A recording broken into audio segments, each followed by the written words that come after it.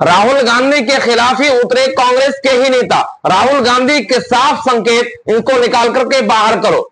राहुल गांधी ने गुजरात दौरे पर कुछ दिन पहले यह कहा था कि कांग्रेस के अंदर ही बीजेपी की आईटी सेल है, जो लाइनें कांग्रेस पार्टी की छोड़ करके बीजेपी की लाइनें बोलते हैं, जो कांग्रेस पार्टी में रहते हुए मलाई भारतीय जनता पार्टी की खाना चाहते हैं। ऐसे लोगों को पूरे देश के में पार्टी से बाहर निकालकर फेंक देना चाहिए। हालांकि उन्होंने गुजरात दौरे पर कहा था, लेकिन उनकी यह सख्त संदेश पूरी देश के कांग्रेस पार्टियों के लिए, कांग्रेसी नेताओं के लिए था। लेकिन अभी हाल फिलहाल में कुछ ऐसे नेता जो भारतीय जनता पार्टी की लाइनें बोलते हैं और रहते हैं कांग्रेस पार्टी की, जो खाते हैं कांग्रेस पार्टी की लेकिन मलाई चूसते हैं भारतीय जनता पार्टी की।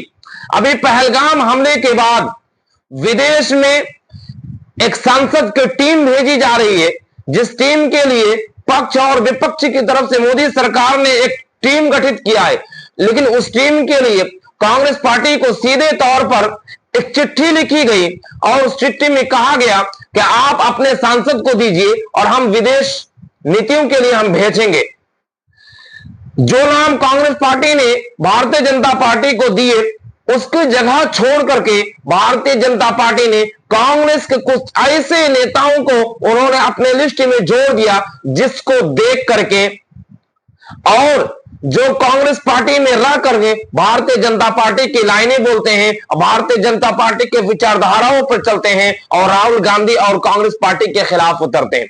मल्लिकार्जुन खड़गे जी, जो कांग्रेस पार्टी के अध्यक्ष हैं, इनकी जो लाइनें हैं, इनकी जो स्टैंड है, इनकी स्टैंड को छोड़ करके भारतीय जनता पार्टी की लाइनें और कांग्रेस पार्टी के खिलाफ में उतरे हैं।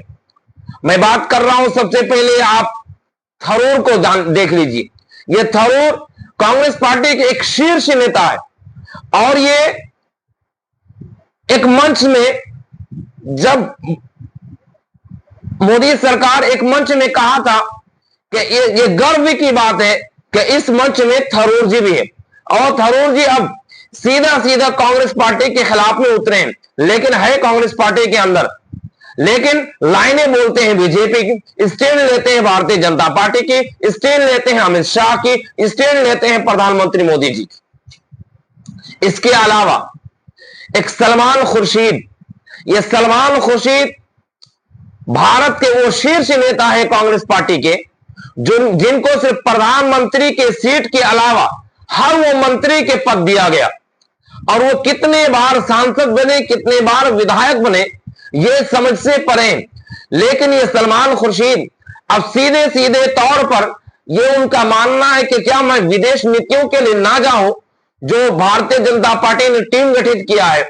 हालांकि उनके नाम कांग्रेस पार्टी ने भारतीय जनता पार्टी को नहीं दिया था, बावजूद इसके कि सलमान खुर्शीद का नाम भारतीय जनता पार्टी ने उस विदेश नीति के लिए डाल दिया गया।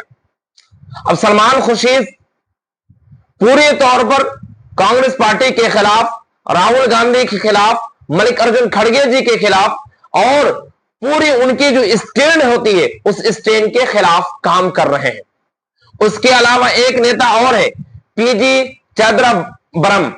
ये नेता भी बहुत शीर्ष नेता है और इनकी उम्र अभी दराज हो चुकी है और ये भारतीय जनता पार्टी की जबानें बोलते हैं, उनकी लैंग्वेज बोलते हैं, उनकी स्टैंड लेते हैं, और ये तीन नेता राहुल गांधी के खिलाफ कांग्रेस के ही मोदी सरकार की लाइनें लेकर के खड़े हैं।